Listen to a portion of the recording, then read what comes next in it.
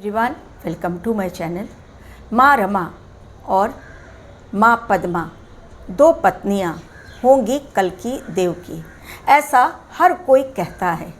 लेकिन मैं हमेशा अपने वीडियो के माध्यम से आप लोगों को यही समझाने की कोशिश करती हूँ कि वास्तव में फैक्ट यही है कि कल्कि देव की सिर्फ एक पत्नी होंगी, यानी माँ पद्मावती, जो स्वयं माता लक्ष्मी का अवतार हैं।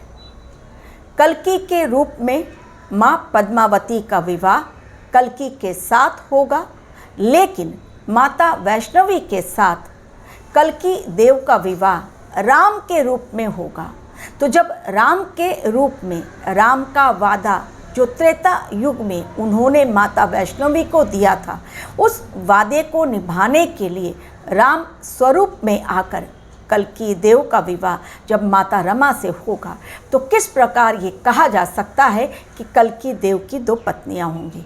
फिर तो यही बात हुई कि कल्कि देव के रूप में जब भगवान विष्णु ने जन्म लिया, तो कल्कि के रूप में सिर्फ उनकी एक ही पत्नी और एक ही विवाह। लेकिन जब अपना रूप बदलकर वो स्वयं राम के रूप में पेश होंगे, तब उनका विवाह माता रमा के साथ होगा। मेरे एक व्यूअर का ये क्वेश्चन था कि त्रेता युग में माता वैष्णवी से राम जी ने वादा किया, यानी माता वैष्णवी की जर्नी त्रेता युग से लेकर कलयुग तक की होगी, क्योंकि उन्हें इंतज़ार करने के लिए कहा गया। तो ऑटोमेटिकली उनकी एज भी बहुत ज़्यादा होगी। और कल्कि देव ठहरे आज कलयुग में आए हुए विष्णु भगवान के अवतार, यानी उन दोनों के बीच उम्र का फासला बहुत ज़्यादा होगा। फिर कैसे शादी मुमकिन है?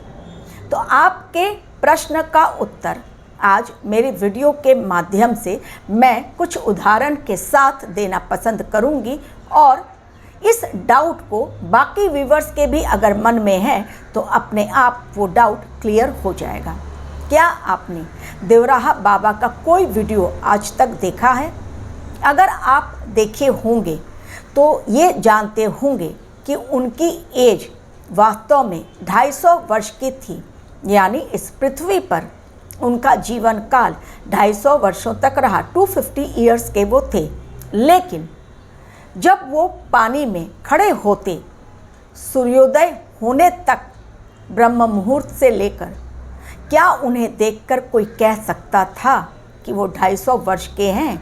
क्योंकि एक कलयुग है, और कलयुग में 100 वर्ष भी इंसान जिंदा रह लिया तो भगवान उस पर बहुत बड़ी भगवान की कृपा होती है, तभी वो इतने वर्ष तक जिंदा रहता है। अन्यथा लोग 70-80 में ही स्वर्ग सिधार जाते हैं। तो ऐसे लोग जो ऋषि मुनियों की तरह तप करते हैं, जो बहुत ज़्यादा डिवाइन सोल्स होते हैं, उनके अंदर बहुत ज़्यादा अवेकनिंग की प्रोसेस के तहत उनके अंदर ऐसे दिव्य गुण होते हैं जिनके द्वारा वो अपनी इंद्रियों को अपने काबू में कर लेते हैं, और उनके ऊपर उम्र का कोई भी असर नहीं होता। आज भी ज्ञानगंज में कहा जाता है कि हजारों वर्षों से ऋषि मुनि तप में लीन हैं, लेकिन उन्हें देखकर कोई ये नहीं कह सकता कि उनकी उम्र 1000 वर्ष है।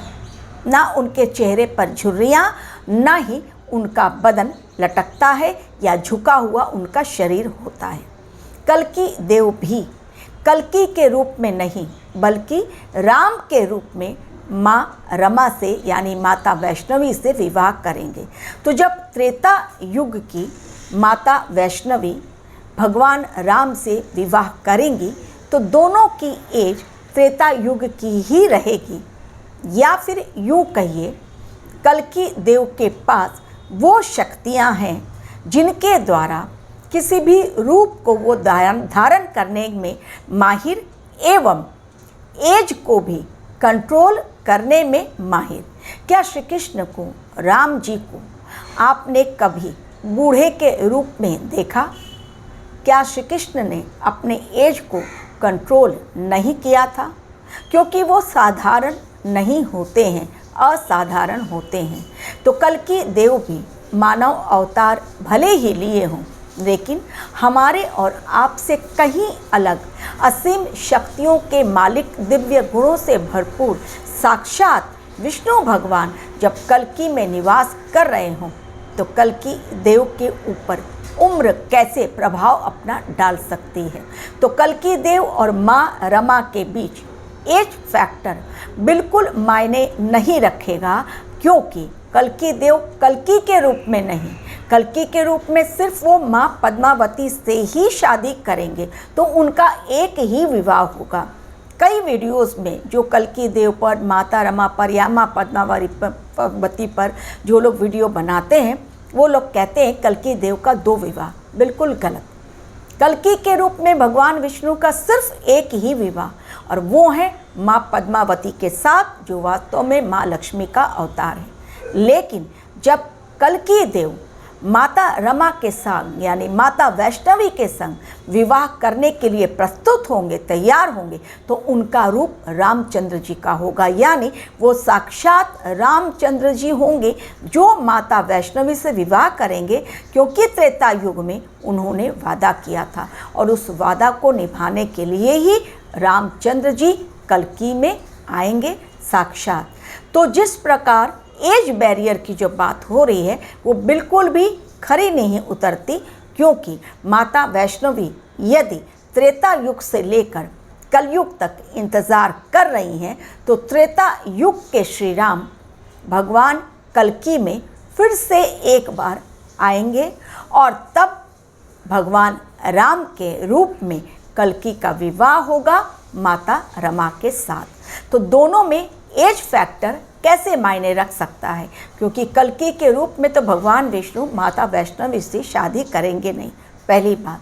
दूसरी बात, जैसा मैंने कहा कि तप के द्वारा अपनी इंद्रियों को आप कंट्रोल में रख सकते हैं, इसलिए आयु का प्रभाव ऐसे ऋषि मुनियों पर नहीं पड़ता या भगवान के अवतार पर नहीं पड़ता, कारण कि वो एज फैक्टर को भी कंट्रोल करने की क्षमता रखते हैं। तो जब एज कंट्रोल को कंट्रोल करने की ये क्षमता रखते हैं, तभी तो कहा गया कि कल्कि देव सूक्ष्म वेश में कहीं पर भी पहुंच सकते हैं।